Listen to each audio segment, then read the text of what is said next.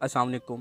मैं जब स्कूल में पढ़ता था तो हमारे स्कूल के अंदर ना अक्सर इवेंट्स हुआ करते थे और उसके अंदर वो ऐसे लोगों को बुलाया करते थे जैसे म्यूजिशियंस होते हैं, एक्रोबैट्स होते हैं, वो डिफरेंट किस्म के करतब करते होते थे। तो एक बड़ा इंटरेस्टिंग किस्म का उसमें करतब होता था कि वो एक मैजिशियन आता होता था, उसने ना इतनी ज़्यादा बॉल्स हाथ में पकड़ी हुई होती थी और वो सारी बॉल्स को ना हवा में उछाल देता होता और फिर सारी बॉल्स को पकड़ रहा होता था।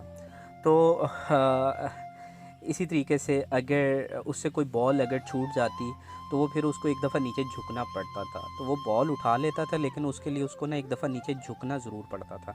इसी तरीके से आपने क्रिकेट बहुत दफ़ा अपनी लाइफ में देखा होगा, किसी के से बॉलर बॉल करवाता है और एग्जैक्टली उसी टाइम पे बैट्समैन शॉट मारता है और वो छक्का हो जाता है। लेकिन अगर वो हल्की सी देर कर दे अपने बैट घुमाने में, इतनी देर में बॉल इतनी स्पीड से आती है, वो निकल जाती है और जाके विकेट्स पे लगती है और वो बंदा आउट, बैट्समैन आउट हो जाता है। तो ये एक्चुअली ना बड़ी प्रैक्टिकल सी बात है, हमारी लाइफ में भी ऐसा ही है।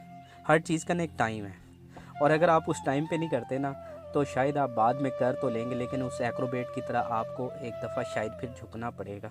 तो या फिर उस बैट्समैन की तरह एक दफ़ा आपको आउट होकर फिर अपनी किसी अगले मैच में अगली किसी बारी का वेट करना पड़ेगा। तो लाइफ में भी आपके पास इसी तरीके से मौके आते हैं, because every action has particular timing. अगर आप उस टाइमिंग में वो एक्शन परफॉर्म नहीं कर पाते हैं तो शायद आप उसको फिर दोबारा कर तो लें लेकिन एक दफ़ा झुकना पड़ेगा।